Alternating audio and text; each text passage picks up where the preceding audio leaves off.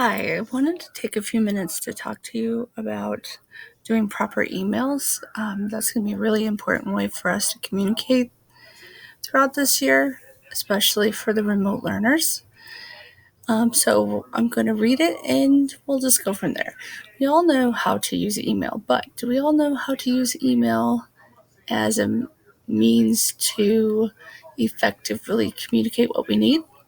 So let's look at these easy steps. Number one, you need to identify your goal or what you need. One easy step is just to put this in the subject line. For example, for this one, it says, I have a question on X, Y, and Z. Can you please help?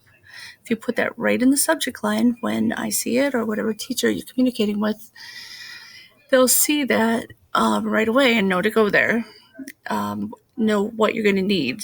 So before they sit down with that email, they might make sure that they have the correct manual with them or whatever. Another important tip is to be polite. Remember the age-old saying, you can catch more bees with honey than vinegar? So start off your email with Mr. Smith, I hope all is well, or Mrs. Jones, when you have a moment, I could really use your help, or Mrs. Peace, how are you today? And then go into your question. Number 3, most importantly, always use please and thank you. Okay, even though you're asking for help and they haven't helped you yet, it's okay to say thank you for your help. Thank you for responding, or thank you in advance. There's no problem with that at all. Okay, number 4, be specific. Avoid asking questions that are vague. For example, just say, Mr. B, I don't know how to understand any of this is very vague, but instead you could say, Mr. B, I don't understand what question number 3 is asking. Can you please explain it? So they're able to narrow down and help you with the specific problem that you have. Now, sometimes there is a case where you're learning a new concept and you don't understand any of it. Then make sure you explain that too. Number 5, please always proofread your email and follow-up.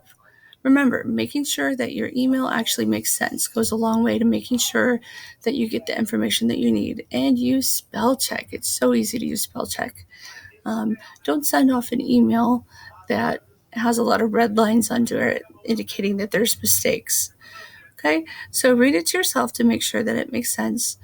Also, make sure you follow up with your contact if you don't hear back from them.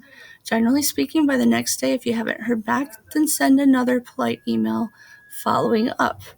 Remember, email could have been simply missed, so no harm intended. Teachers try to get back with students and parents within 24 hours, but things happen. Sometimes things fall through the cracks.